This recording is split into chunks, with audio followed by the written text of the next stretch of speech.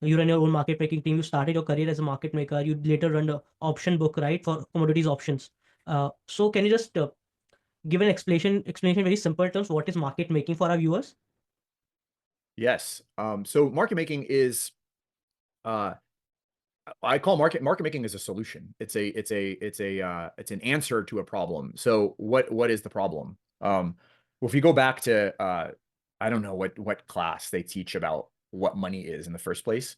But if we go back to or trade, maybe micro 101 or something. If you go back to what is trade in general, we started with barter. And if you're in on an island and there's coconuts and pineapples, well, there's an exchange rate between the two, and there's only two goods, and the market's probably pretty liquid.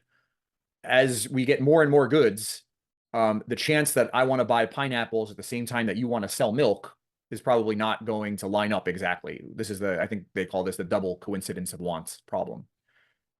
Market makers exist because it is very unlikely that with the number of strikes and the number of expirations that exist in the options market, it is very unlikely that you are going to want to buy a 27 delta put in NVIDIA at the same time that some other natural customer wants to sell that option, with 4 months to expiration.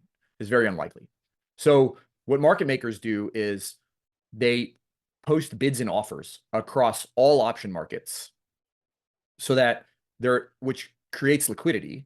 And they are able to do that because by looking at all the options markets, they are vol traders. They're quoting option contracts, but they are vol traders. And so they are looking at the world through this lens of, are these options cheap or expensive? And then they can quote everything. And that essentially creates better prices for customers, because if nobody had this lens of looking at the options from the vol perspective and they just looked at it directionally speaking, then there wouldn't be this other way of parsing the market. Like one of the most interesting things about options trading is that it's called zero sum, and it is at the macro level. You can kind of prove that at the macro level that it is. However, what's interesting about it is if you are bullish on a stock and you buy a call, you might go out there and buy that option, but you might pay too much for the vol. Of course, you might still win because the delta of that contract is very large and swamps all the other aspects of it. So, if you buy a call option, 10% out of the money call, and the stock goes up 12%, but it takes, let's say you pay 1% for the call and the stock goes up, say 14%, but it takes a year for it to do that. You're going to win on your option, right? You'll triple your money.